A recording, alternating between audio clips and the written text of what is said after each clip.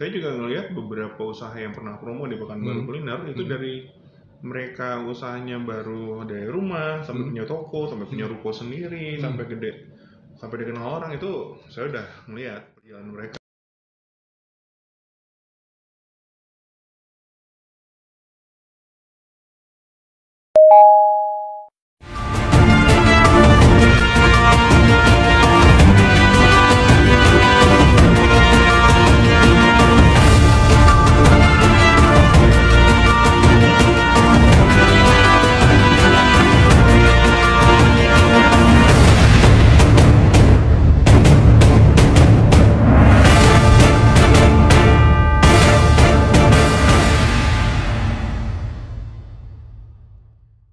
Assalamualaikum warahmatullahi wabarakatuh. Waalaikumsalam warahmatullahi wabarakatuh. Jumpa lagi kita di podcastnya Mengebiri. Mengebiri ya. Mengupas berita seputar yang ada di Provinsi Riau. Nah, kali ini kita akan membahas tentang UMKM ya.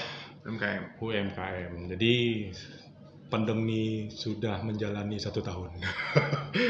Membuat semua perusahaan gulung tikar dan banyak pengangguran. Nah, mungkin banyak alternatif lain yang akan dicari membuka usaha. Tentunya ya dengan UMKM. Ya, kita akan berbicara dengan Bung Albert. Alhamdulillah, beliau cukup terkenal di Pekanbaru Kuliner. Masya Allah. Luar biasa.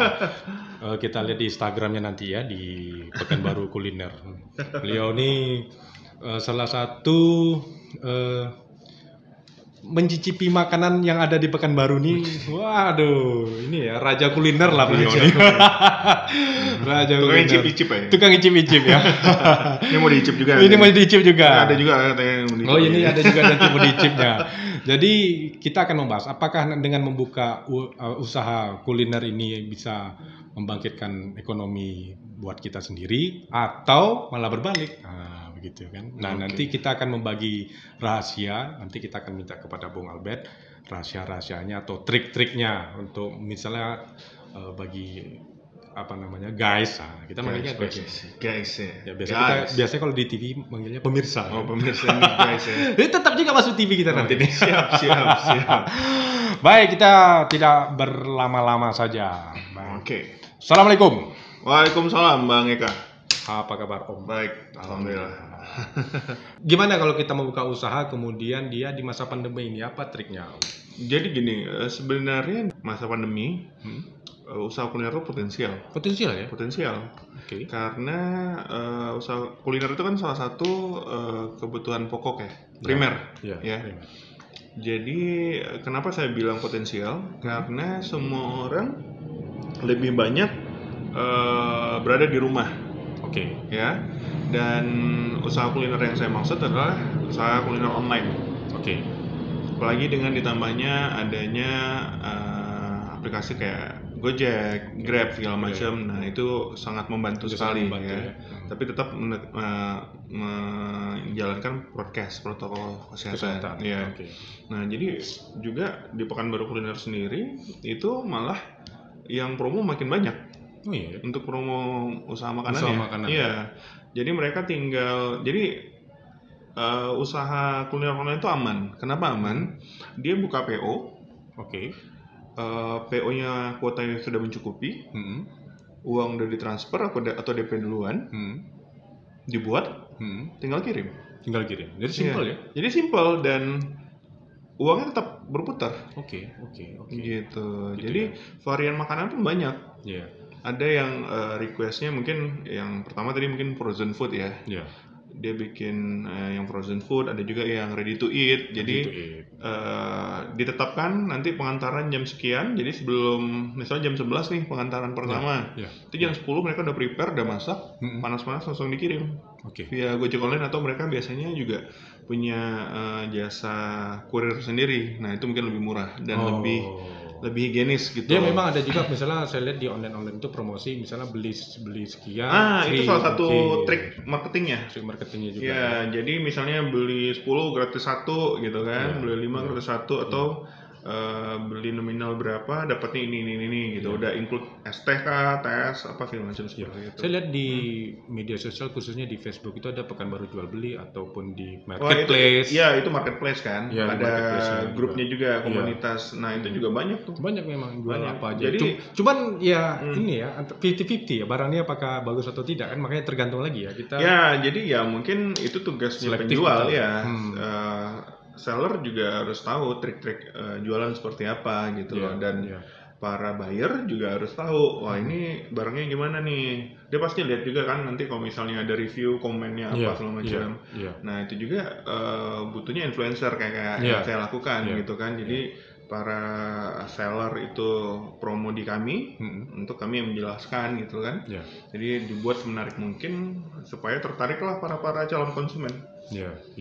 Kemudian gini, kayak misalnya saya punya usaha bakpao gitu ya. Nah, saat ini saya memang melakukan melalui Gojek, terus Grab, kemudian ada beberapa pembelian free ongkir juga. Cuman saya belum main di sistem online itu tadi gitu loh. Ya kan. Nah, jadi kita buka lapak nih istilahnya. Memang buka lapak ini kan ya kalau ndak orang lihat, datang, kemudian kita cara distribusinya jadi iklankannya melalui teman gitu kan. Jadi memang trik marketing itu kan banyak ya. Ada yang mulut ke mulut sebagai yang memang paling dipercaya kalau zaman dulu kan. Nah kalau sekarang ini memang penggunaan sosial media tuh kalau menurut saya sih yang paling utama. Memang paling efektif ya. Paling efektif. Pertama tidak terlalu banyak memakan waktu, ya kan. Bisa dikerjakan secara multitasking. Kalau lagi ngerjain apa juga bisa itu. Tapi kalau misalnya memang udah makin besar, disarankan sih punya admin saya sendiri. Maksudnya ada PIC sendiri yang ngurus misalnya orderan segala macam gitu.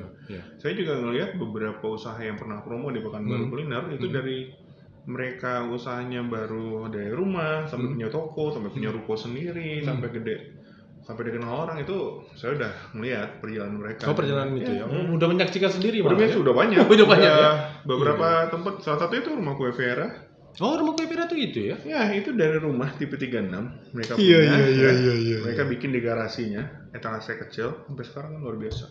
Punya 2 cabang. Jadi guys, Pekanbaru Kuliner ini, Bung Albert ini bisa mengangkat juga untuk ini ya, membantu juga ya.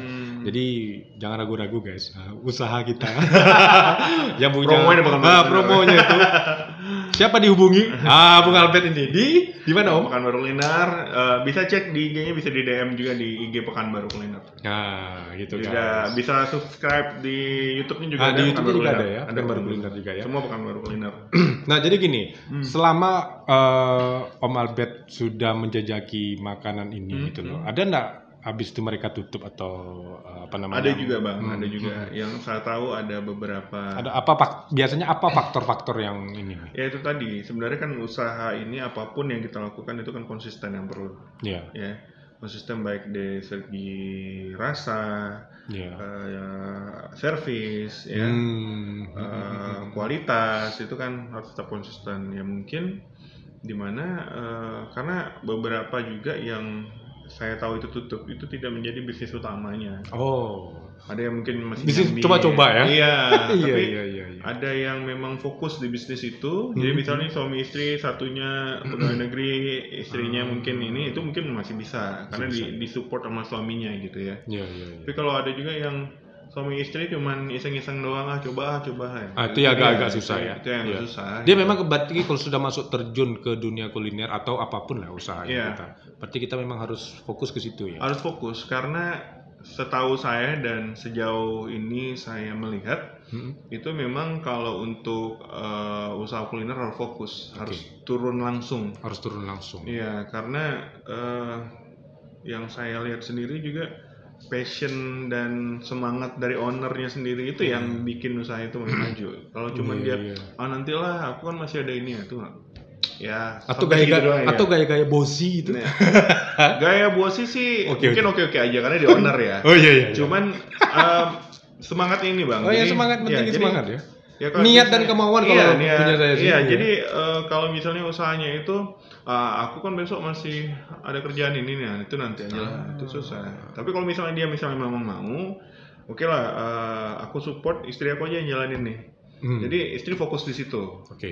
Jadi kita support misalnya ada, ya istilahnya naik jalan tol, misalnya ada belok, ya kita lurusin lagi gitu. Iya. Ini saya juga punya usaha nih. Jadi saya nunggu dari kita makan bakpao dulu nih. Oke. Jadi namanya Bakpao Muslim. Ini kita franchise di. Kenapa? Nah, mau nanya dulu nih. Nama itu mencerminkan tujuan dari owner itu seperti apa sih? Kenapa namanya Bakpao Muslim? Itu dia nih. Ini karena dia franchise. Oh, dia franchise. Dari Medan. Oh, gitu. Di Medan ini kan banyak bakpao. Ya, non halal rata-rata. Rata-rata non halal. Oh, gitu. Jadi dia sudah berdiri sejak tahun 2005 nih. Oke. Nah, jadi karena di Medan itu banyak makanan yang non halal. Betul, karena kan masyarakat Sumatera Utara khususnya Medan itu heterogen ya. Betul. Kalau di Pekanbaru tuh masih, kalau misalnya ini dikit halal tuh langsung wah udah gitu. Jadi itu makanya dibikin Bakpao Muslim gitu. Jadi bukan kita membuat ya, tapi memang sudah bawaannya dari sana gitu. Isi. Jadi kemarin ada di grup, kenapa sih Bakpao Muslim? Saya nggak bisa jawab. Ya bawaannya grup kan bawaannya dari Medan sana udah. Ini franchise. Ini franchise gitu. Jadi ada 12 varian rasa dia. Cuman saya nggak bawa menunya nih. Cuman nanti kita akan coba di sini. Ini ada rasa coklat, ada rasa kebetulan rasa yang pernah ada. Rasanya pernah ada, rasa rindu rasa. Nah, ini ada Black Forest nih. Mungkin Om boleh coba nih. Oke. Ya, ini spesial untuk Om Albert nih. Wish. Bakpao Muslim. Wih, ini gendut ya. Ini ayam nih. Ini yang biru titik biru itu ayam. Mungkin karena tadi dia udah kita coba buka ya. Iya. Dia pakai di bawahnya juga ada tuh Om. Hati-hati kertasnya ya. Ini ya. Ini udah dibumbuin nih. Coba semuanya. Pakai sambal lebih enak Om. I see. Lembut oke. Ya. Ayamnya juga udah. Dia tanpa pemutih juga, tanpa pengawet. Udah ada tesnya ya? Ya, udah ada tesnya. Enak. Berapa Bang dijual? Kalau ayam cukup 7.000 saja. Jadi mau frozen bisa, mau yang kukusan juga bisa. Oh gitu. Ya, jadi tinggal mau pilih yang mana. Misalnya mau dibawa untuk keluar kota, kita akan bungkus lagi plastik untuk masukin kulkas. Gitu. Maksimal bertahan frozen itu kan berapa ya? Seminggu mungkin ya, seminggu ya. Coba pakai sausnya. Iya. Sausnya memang udah ini enak. Maksudnya bakpao lembut. Iya. Terus isian ayamnya juga udah dibumbuin jadi berasa.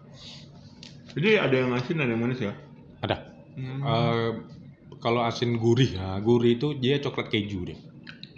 Coklat. Ini ada dia sebenarnya ada kacang merah, kacang hijau. Ini coklat. Itu Black Forest. Black Forestnya malted ini. Oh iya. Iya. Coklatnya. Saya nggak ada tisu ya. Bisa meler itu. Itu tisu ya? Oh iya. Dia bisa lumer itu. Itu dia.